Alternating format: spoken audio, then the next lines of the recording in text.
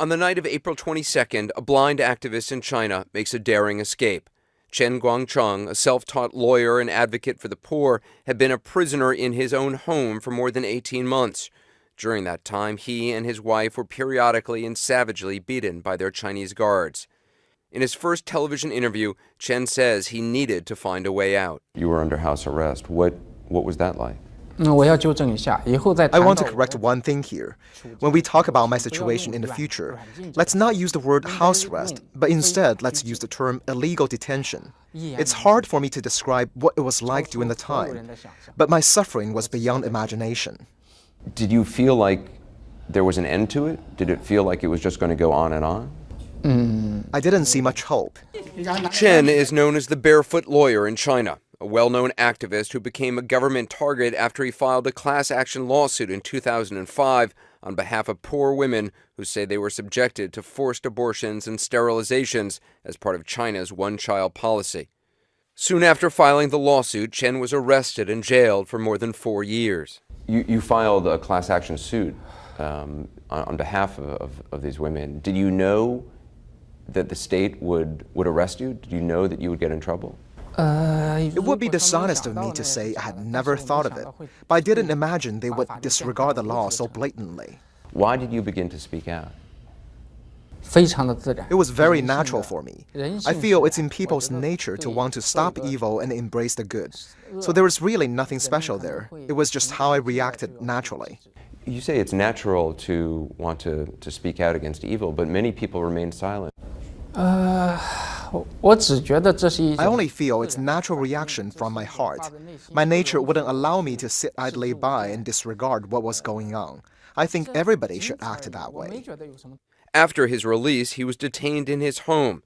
Activists, friends, and journalists tried to visit him over the years, only to be violently repelled by the guards who were always outside. Actor Christian Bale was with the CNN crew in 2011 when he tried to go to Chen's house to talk with him. Why can I not go visit this man? Why can I not go visit this man? Tell me why I cannot go to visit him. He's a free man. After months of planning, Chen scaled the wall around his house, slipped past his guards, and wandered through the countryside for more than 20 hours, falling down some 200 times, he says, injuring his foot. Finally, he was able to call a friend for help.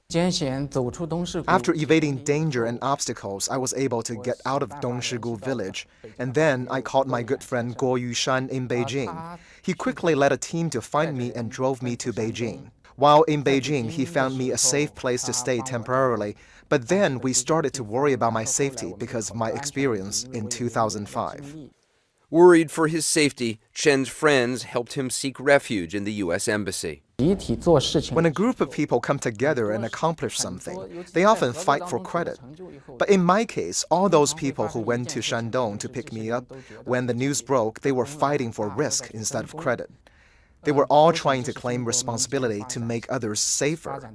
I think this shows me hope in the growth of civil society in China. After negotiations between the U.S. and China, Chen was finally allowed to leave Beijing, flying to America on a one-year student visa. I understand that on Sunday you spent some time out in the sun, and it was the first time you'd been able to sit out in the sun for a long time.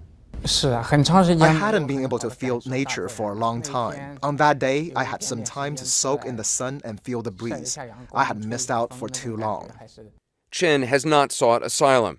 Though he's enjoying his temporary freedom, he worries for his friends and families back home. Your nephew has been charged with intentional homicide for defending himself against the people who broke into his house as they were searching for you.